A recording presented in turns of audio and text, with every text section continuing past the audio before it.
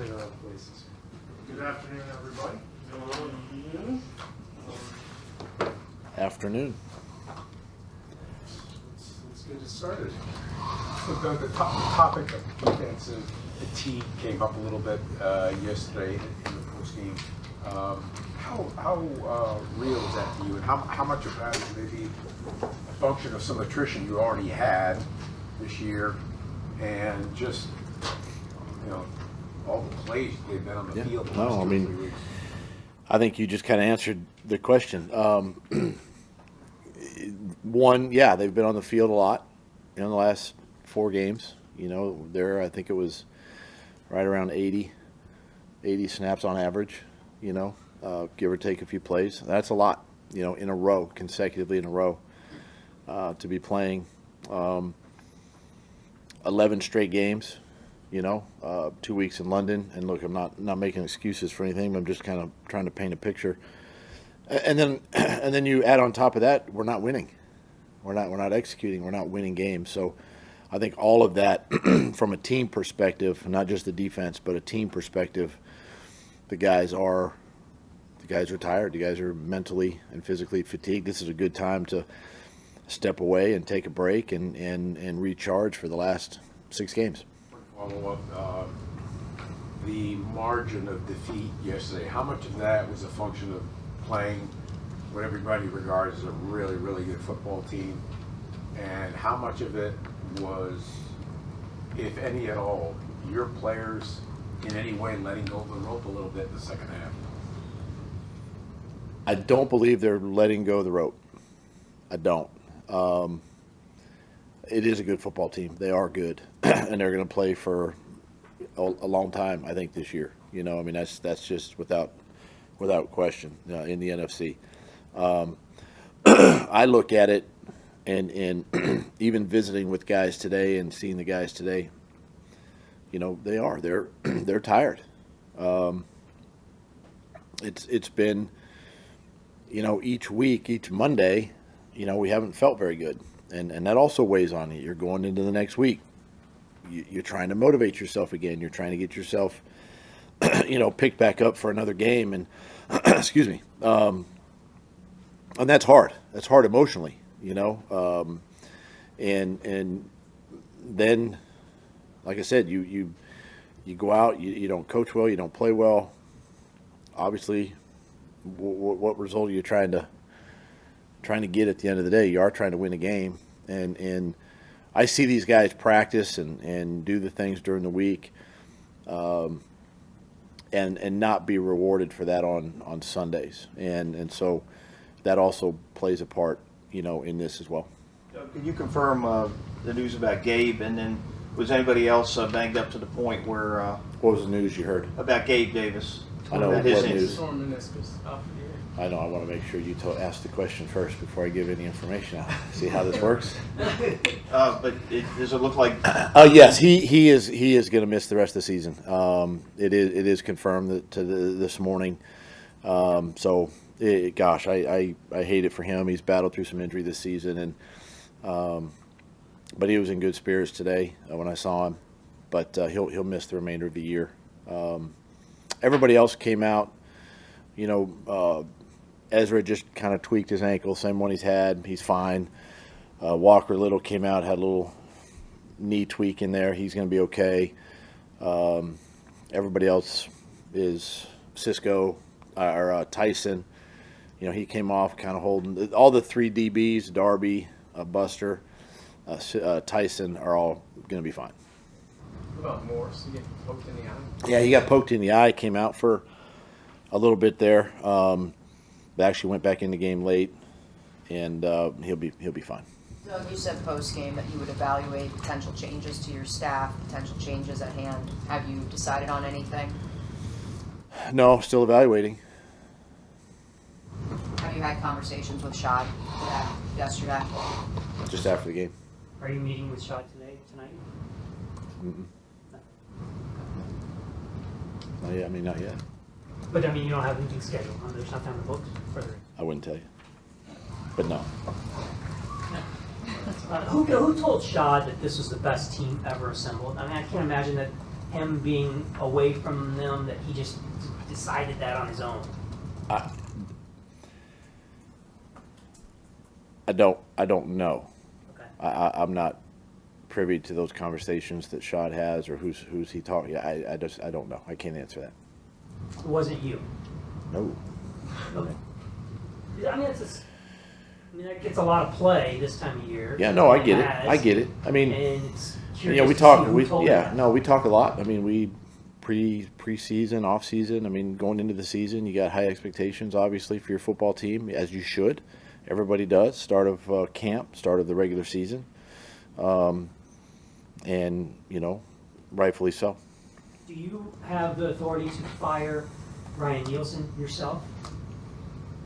Or would you have to get that approved through Trent or Shad or both? Nah, I would definitely have a conversation with them first if that were the case, but we're not there. Is there any unwritten rule in the NFL about firing coaches in this, like 2-11, firing assistants when it looks like I think you got to everybody's be. in trouble? I think you got to be really, really careful when you start pointing fingers at certain people. It's a dangerous thing, and I'm not going to do that. Not doing it. Not right now, because that's, as a head coach in this league, that's going through what we're going through.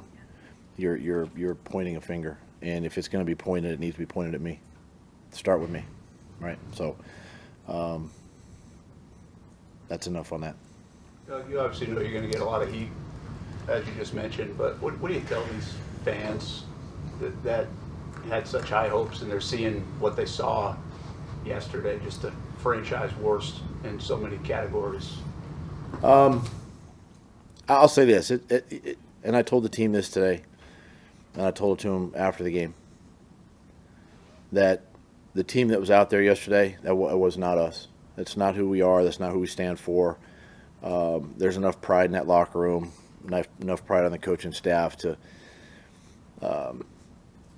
whether we win the game or not, right? How we performed, it's not who we are.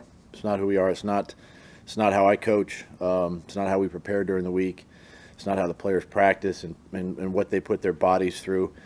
I don't think many people understand what these guys go through during the course of a week. These guys play, and this is across the league. This is not just us. This is everybody who puts a uniform on game days. They're playing through pain. They're playing through injury. They're playing hurt and sore, and especially this time of the year. And so my hat is off to those players because of what they battle through. And so, yeah, you can criticize me all you want, point the finger at me. That's fine, because that's where it starts. But for the players, they put their best foot forward every single day.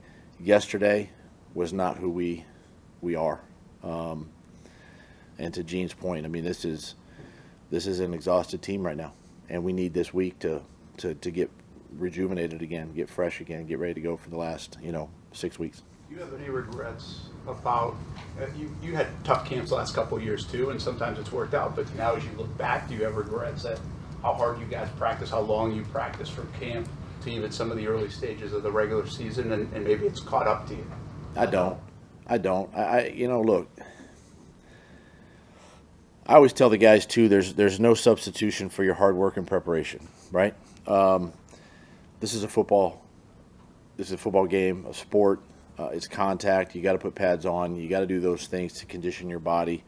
The way camp and the way the schedule and the way the CBA and the way everything is sort of laid out for us, to do that once a week, twice a week at the most when camp starts and when pads come on.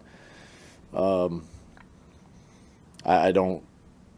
And you got to remember too, we do the bulk of our hitting before we play a game, right? And then we do maybe that second week because we do a joint practice, right? So, and then after that, you're kind of getting ready for week one. So I'm very conscious of getting the guys ready. I mean, if you look at that Miami game, we were flying around.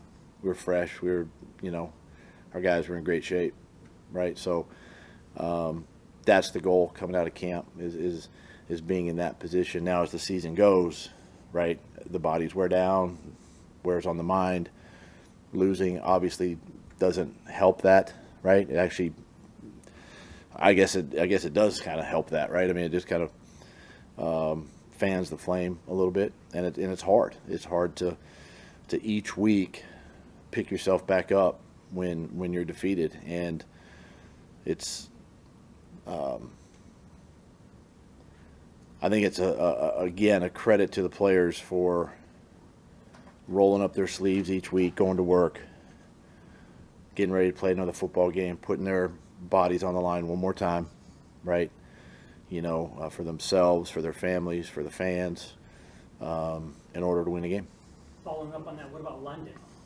I know you won some games coming out of London last year, but maybe that eventually catches up to you this year. Obviously, a four-game losing streak after London. You think there's any correlation at this point that points to? I think it's something we need to take a look at, where the bye is. 10 days over there. I know we always go early in the season, so having the bye early in the year is I don't necessarily like that as much, but I think we need to take a look at where it is, and the timing of it as we move forward. Was the schedule this week always to kick the guys loose tomorrow or today? No, my plan was to bring them in tomorrow, and we're still getting together tomorrow in the morning. We got a couple things we got to take care of, sort of business side. But other than that, my plan was to get them in here and do a little work tomorrow as well. But I think where we are, the best thing is just cut them loose, let them start getting healthy, let them get fresh, get away from me, I'll get away from them, type thing, and enjoy the week. You guys watch that tape? Will you guys even watch? We did this morning. And again, to that point, if I'm not, and I shared with this, this morning, if I don't keep my foot on the gas with these guys, then it's almost like you are pulling the plug on the season. And so I'm not going to do that for these players. I'm going to keep pushing them. I'm going to keep showing them. I'm going to show them the good. I'm going to show them the bad. We have to get through these games. We got to watch the tape, and in order to get better. And so I think it's important to do that, and that's why we did it today. Is play calling something that is up for potential change that you're evaluating right now?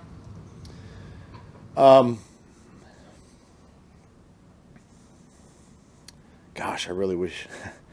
Let's just put it this way, everything's on the table. Let's leave it at that. A lot of times after those tough losses, you talk about wanting to get back out on the field to get the bad taste out of your mouth. Why is this time different? Because I think it's like a reset. This is a reset. If we were 9-2, I'd be like, no, let's not have a break. Let's keep rolling. I think, you know what I'm saying? But where we are and still 6 games to go, I think it's time to just hit the reset button and just sort of rewind, kind of get like I said, get fresh again, coaches and players. And the coaches need to, and this is what I challenge them to this week. This week we got to go back and we got to look at everything, right, from a schematic standpoint, player standpoint, personnel standpoint, all that kind of stuff this week. And if we come out of this bye and we just kind of keep doing the same things and trying to expect different results, it's probably not going to happen, right? So we got to do some little things, some minor things. We'll do it, and that's what we're going to spend these next couple of days doing. Do you look at it and make changes to things even if you don't necessarily think they're broken, just to try and see if that can... If it's not broke, don't fix it, right? I mean, that just goes without saying. If something's working, let's figure out how to keep doing that, right? But if it's something we like and we need to tweak it, we'll tweak it. But if it's working, not going to fix it. No need to.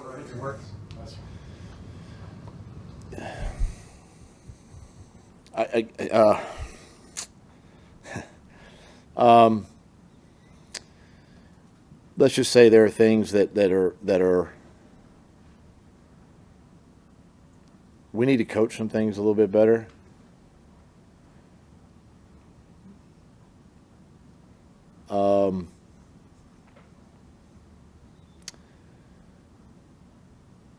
see things, anticipate them. There's some good on the film. That's the thing about it too. I think sometimes people are so fixated, I think, on the final result, which is, listen, it's the number one thing. I got it. Okay, it's a win or it's a loss. End of the day, got it. But it's how did we get there? What did we do in between from snap to whistle? And there are some really good things. There's some physicality things. There's some, some improvement in the secondary. BT obviously is a bright spot. I mean, there's some things out there that, Brenton Strange, there's some things out there that lead you to believe that we got to continue going down that path and sort of find ways to, either get the ball to them or at least give them opportunities during the game.